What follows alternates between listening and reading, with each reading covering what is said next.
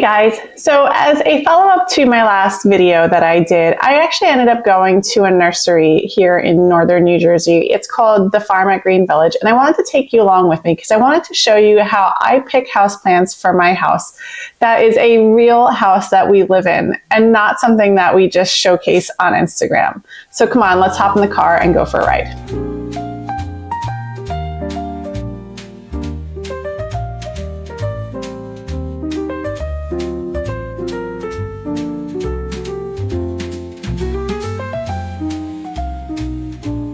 So I actually don't get a chance to go to this nursery often because it is about a 40-minute drive and it is a little bit out of the way. So during the summer months when I'm kind of in a hurry, I tend to go to nurseries that are a little bit closer to me. But the nursery is known for a selection of houseplants, and you will see that as soon as we walk in. I mean, this place is just loaded with anything and everything that you can imagine for our gardening zone. There's anywhere from floral plants to different colors, different textures, different sizes, you name it. I mean, I could spend hours in here and just kind of get lost. So when you first walk through the door, the first section that you kind of see is this giant jade plant along with a lot of the other succulents and aloes alongside of it. Now, jade plants tend to be fairly easy. They don't like to be watered a lot. They like to be kept on a drier side, especially during the winter months. So as little as you would water it during the summer months, you water it even less during the winter. They like really bright indirect light. So as much of the sky as the plant can see, if you're keeping it indoors, that's what you want to do. Now, these larger jade plants tend to be quite expensive. And what I want you guys to keep in mind is when you're paying for plants, whether it be a house plant, an indoor plant, or an outdoor plant, what you're paying for is time. So if you have something that needs to take up a lot of space, and you're picking something like a jade plant, it tends to be a little bit more expensive than something as a philodendron, which I will show you later on in the video, because it takes a lot longer for that jade plant, even in perfect ideal conditions, to grow to that size versus something like a philodendron. Next, we have this giant euphorbia. Again, this one tends to be a little bit more on the pricier side. Euphorbias, to me, are the coolest plants, because this right here is a euphorbia. There's a couple of euphorbias I can pop a picture in from my own home. And then your poinsettia is a euphorbia. So there is so many different dramatic shapes and sizes something like a euphorbia can come into, but it is very similar to a cactus or other succulent where it needs a lot of bright indirect light and does not like to be watered. So when I say bright indirect light, you don't want to give it direct sunlight, but you do want it to be as close to a windowsill or natural sunlight as possible, or you want to make sure that it's very, very close to an LED light. Moving on, a lot more plants with really strong architectural interests. We just passed some agaves. We have some euphorbia and some actual cactuses. So all these plants really need a lot of indirect light, especially these cactuses, which actually do take full sunlight if you have a spot for them. But in terms of care, they are all about the same. Moving around, so these anthurium are really interesting, and I always gravitate towards them. Their leaf structure is so interesting, but they are a pest magnet. They tend to really attract a lot of spider mites, mealybugs, you name it. They are babies in terms of needing high humidity, and they also require a lot of care and attention. So I wouldn't necessarily recommend this. I've never had them work in my home. Then we had cyclamen and some amaryllis that were not yet in bloom. So cyclamen, you often see these in grocery stores or Trader Joe's. They are often found in big box retailers. They add so much color during a time of year when things don't have a lot of color around us. I have a hard time growing these. They need consistent moisture and they need very, very, very bright light. And I am not somebody who is very good at giving things consistent moisture. So unless you have a self-watering pot that you can keep these consistently moist in, I wouldn't necessarily recommend them. I have found that every time they dry out, even a little bit, they completely droop and then they never look the same ever again. So now these are called Ardisia. I've never seen them before, but they are really, really interesting. It looks like something that would be great to have in a container right around the holidays. But they are not hardy in our zone, so it would only be good for an indoor container. African violets are a great way to add color into your space. I have a lot of great luck with them when I put them near a windowsill and I keep them in self-watering containers. Now it does say it needs normal to high humidity. I have not found that to be the case. I think as long as I keep them in those self-watering containers, they do just fine. Next up were the ZZ plants. These plants are excellent beginner plants. They do not like a lot of water. In fact, I can go months between watering my ZZ plant. They do really, really well in bright light, but they are also fine to be in a darker corner. Now, a darker corner doesn't necessarily mean a dark corner. They still do need some light to be okay. If you want your plant to grow, the brighter the light, the better off they will be. So don't expect them to grow very fast if they're in a dark corner. Peperomia tend to come in a wide variety. They tend to be smaller in size, but are very, very easy care. They love to get bone dry between waterings, and they do okay in lower light. However, they prefer to be in bright indirect light, so under a windowsill or under a grow light or LED light. So just keep that in mind, but really, really easy plants.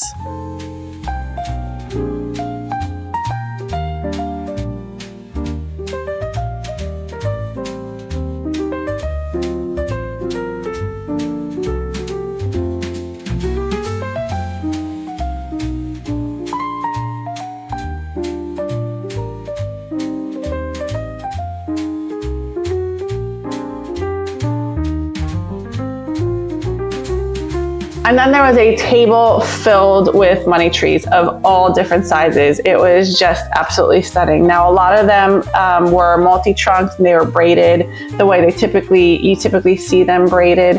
Now, interesting fact about the money tree. So the reason why it's called a money tree is because of a legend that was out there that a poor man had found the plant, propagated it, and then ended up selling it. And he ended up selling so many that he ended up becoming wealthy just by selling all of the plants. So, the legend has it is that if you have one of these in your home, it does bring good fortune. These don't have a very big root system at all.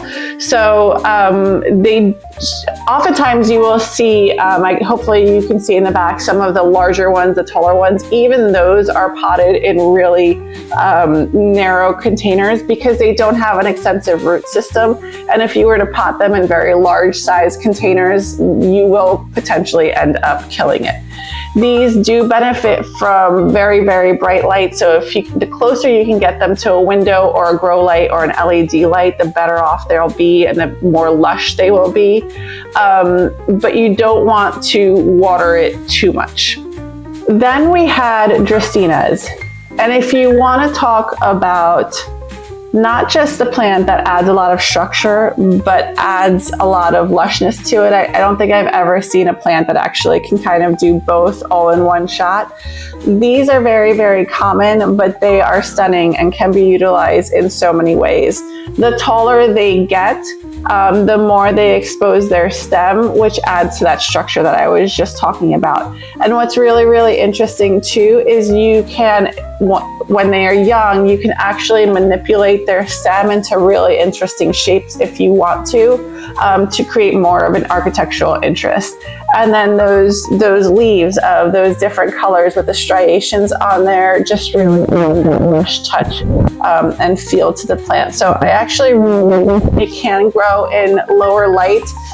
again, just remember, the lower the light you put in it, the plant will tolerate it. It just won't grow very quickly. All right, they had about 2 different tables filled with Calatheas, and these things are absolutely stunning, but holy good God, run. Just run. Don't pick these up. Just look at them, pet them, tell them how pretty they are. But these guys are the biggest divas ever. They need a lot of humidity. They need just the right amount of light. So if you put them in a window that's a little bit too sunny, they may burn. If you put them in too dark of a corner, they will, you know, become really, really sad. You cannot let them dry out. They will tell you immediately. But they are not easy plants. Humidity is very, very key here. So they don't do all that well in your average home, especially during your winters where, you know, you're using your heating system quite often, which tends to dry out the plants. I love them. They are absolutely stunning. Can't have them in my home. And you can see all the different varieties. I mean, they come in so many varieties, and one is more gorgeous than the next. There is this white, the white striations. We have the pink striations. I mean, it's really hard to resist, but I think once you've killed about 4 or 5, you're kind of over it. They didn't have a large selection of Hoyas. So Hoyas are wax leaf plant. They had your very basic kind. I do tend to really like Hoyas. I think that they're very interesting. But they didn't have the largest selection here, which is fine. They do always recommend to put them in bright and direct light. I have had experience with them in lower light. Again, they do okay, but they just don't grow. Okay, I've never seen one of these before. It was not for sale, but I did just want to take a video of it. It is a papaya tree, and I thought it was so cool.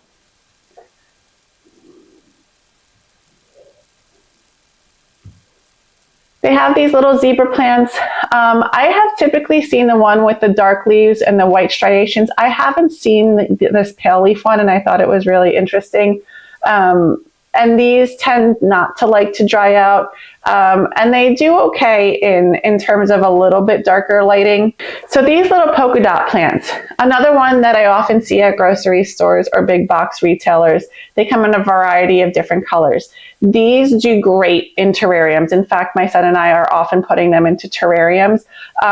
They really, really like very, very bright light, not direct sunlight, but the brighter the better. And they love humidity. So the more humidity that you can give them, the better. Another one that does not like to dry out. And then these Aglaonemas. So Aglaonemas are beautiful, lush plants. They can grow huge.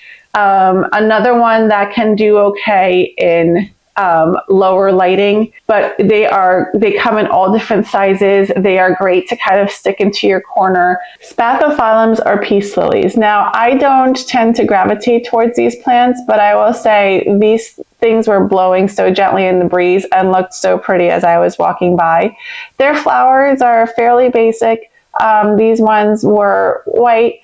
They tend to like a lot of water, and they do okay you know, in the middle of your home. So if you don't have a whole lot of lighting around, this one would do okay there as long as you keep it watered. Next, we have some different alocasias. So we have an alocasia Frydek, we have an alocasia dragon scale. These also tend to benefit from high humidity. So I haven't had the greatest success with them, although I know many that do. They don't tend to be the most lush plants. They tend to only have maybe 4, maximum 5 leaves at a time. But they do like to be consistently moist. They do like high humidity, and they do like as bright a light as you can get. So this one, I would say, if you don't have really, really bright light in your house, again, make sure you get that grow light for it, because otherwise it won't do well. The other thing that I will say is these things are spider mite magnets. They get spider mites so easily. I don't understand it. Like, I don't understand how the spider mites just kind of show up and know that you just brought an alocasia into your home. But it seems like no matter what alocasia I have, and I know a lot of people say the same thing, you just automatically know that you're susceptible to spider mites. Then they had a huge section of Myrtle Topiaries. These two, they are so nice to look at. They need very, very bright light, very, very bright light. and you cannot under any circumstances let them dry out, which always makes me laugh because their containers are always so small because they don't have an extensive root system, and you always find them in terracotta pots, which are porous and suck the moisture away from the root ball.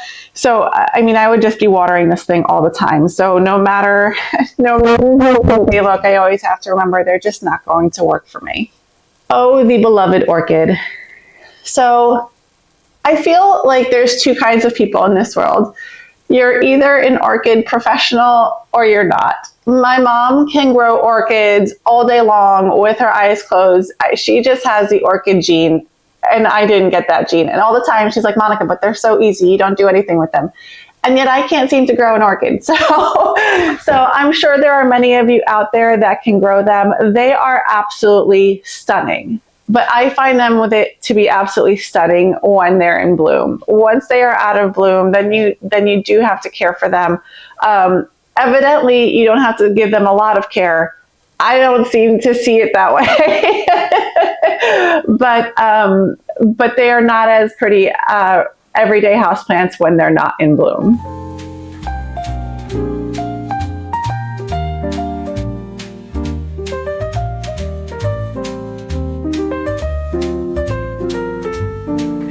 And then I moved over to the philodendron section. So philodendrons are common and they tend to grow really, really fast. So that's another thing that you want to keep in mind as you're buying houseplants is the rate of growth. So are you going to have room for this plant that starts off in potentially a 6-inch pot when you first buy it, that if given the right conditions will very quickly become a very large plant further down the road.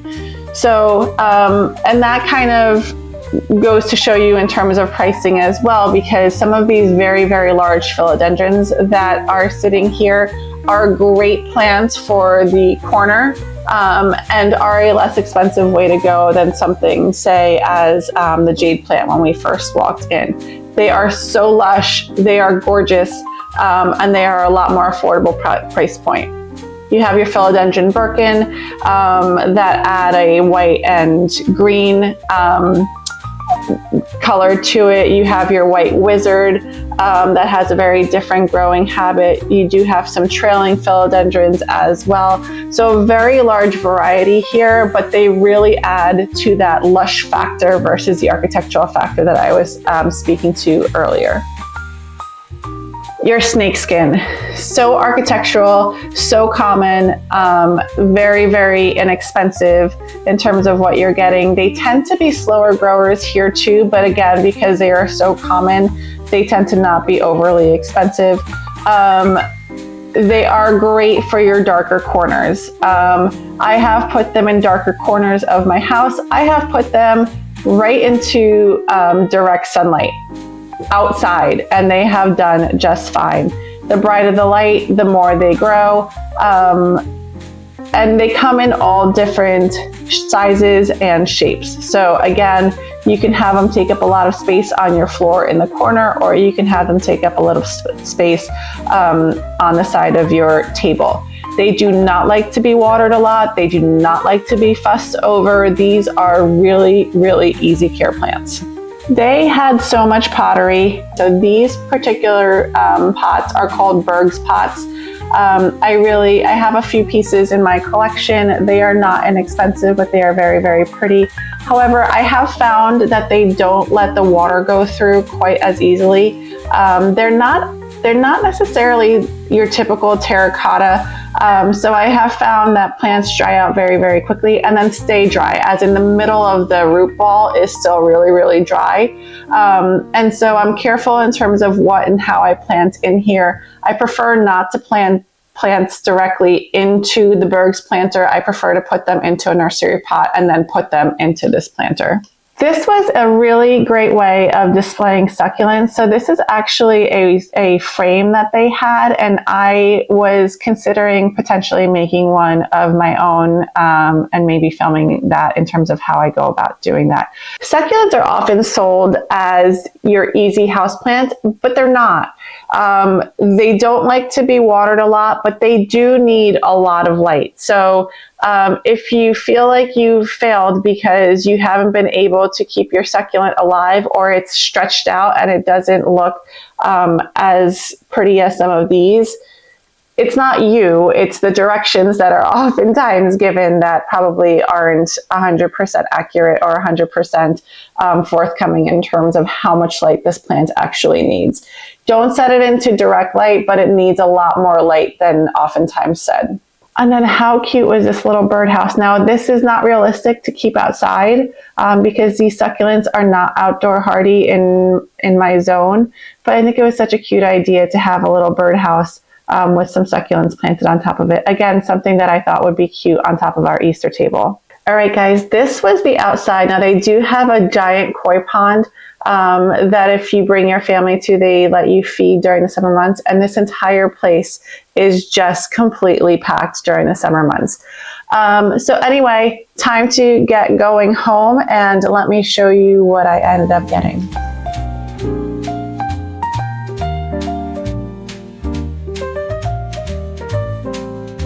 All right, guys, I am home. Let me show you what I ended up getting.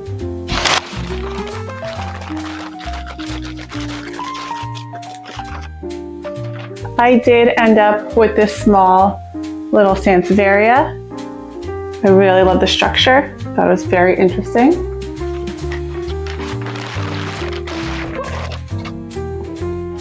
I did end up with this Alocasia Frydek. I have had these before. I'm going to try again. I'm going to try to put it into a self-watering container to help keep it moist consistently and put it on a sunny windowsill, and we'll see how I do with it this time.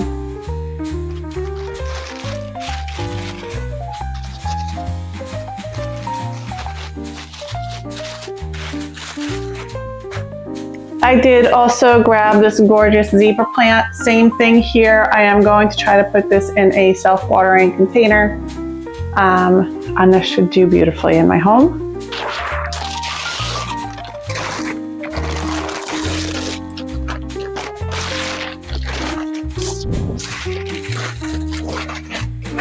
And the other thing that I ended up purchasing was this giant, absolutely stunning blue agave, and it even has some pups that it is starting to bring out throughout. So that's what I got in terms of plants. Now the agave is large, it is quite structural, and it is quite pokey. So that's another thing that I want to keep in mind in terms of placement. Not only does it need a lot of light, but I want it to be anywhere out of reach in terms of where people are sitting or walking past, because it will poke you. That's it in terms of plants. Now, I did also pick up a couple of pottery pieces. They have a line, it's called Campo di Fiore. I'm probably saying that wrong, but I absolutely love this line of pottery. It is not inexpensive, and they do tend to break rather easily. So if you guys are ever interested in purchasing it, I do think that you can purchase it online from their actual website, not the garden center's website, but Campo di Fiore. But they are gorgeously made, but they are fragile. So wherever you put it, make sure it's not in a place where your son can kick a soccer ball into it, because it won't last. So I got this one that I think I'm actually going to put one of my ferns into, because I think it would be really pretty to drape over. Now you also want to think in terms of, you have a long pot here. Sometimes it would look okay to put something nice and tall just to continue that long line, or sometimes you want to put something spilling over. The way I like it better is having something spilling over, so it breaks up that vertical line a little bit. So I got that one, and then for the agave, I got this other one that is a little bit, it's a square planter. So it's a little bit unexpected in terms of pairing something round with a round planter is typically what you would expect. This one's a square one. I think it's going to look okay in it, and that's what we're going to do. So I am going to stop, take a break, eat some lunch, plant this all up, and then we'll wrap up the video. So stay tuned.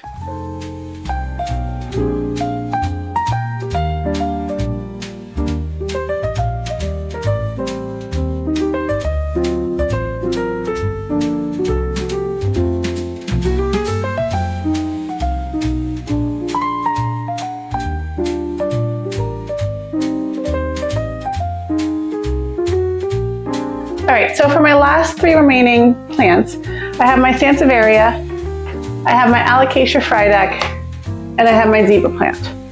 So what I'm gonna do is I am going to put the Sansevieria into this Berg's planter. Now, if you look, the size of the container that it came in versus the size of the planter are drastically different.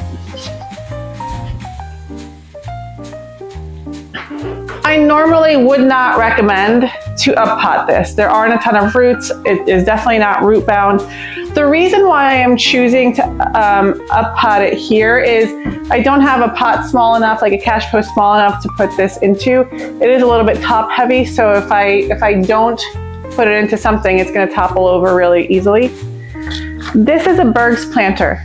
I love them. I think that they are gorgeous. However, I have noticed that they dry out really, really quickly, and they don't tend, once they've dried out, they don't really tend to let a lot of water pass through. So that said, Sansevieria don't like to be overwatered. They don't like a lot of water. So I think it'll do just fine in here because this planter really keeps everything quite dry. Now for the Alocasia frydek. So I would have thought that this would be a good candidate for these naked root planters that I had done a couple videos on in the past, because basically what it is a glorified self-watering planter. But the sizing isn't right. It doesn't fit into the smallest one. I don't have one that's a size up, and honestly, if I went one pot size up, it probably would be too big for it anyway.